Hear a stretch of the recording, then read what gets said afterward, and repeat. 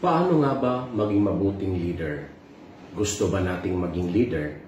Mula sa aklat ng Hebrew chapter 13 verse 7, remember your leaders who spoke the word of God to you, consider the outcome of their way of life at imitate their life. Bilang mabuting leader, susundin tayo ng ating mga nasakupan kung tayo mismo nagpapakita ng mabuting katangian ng isang leader.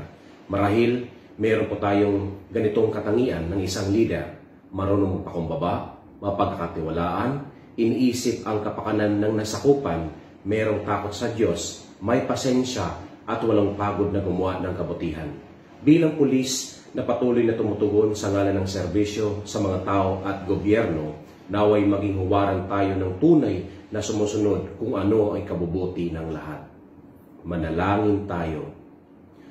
O Diyos, bigyan mo kami ng isipang inuuna ang kapakanan ng iba at puso na handang gawin ang lahat upang maging maayos ang aming nasakupan at pamilya.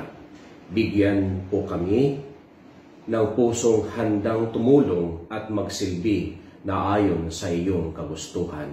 Amen.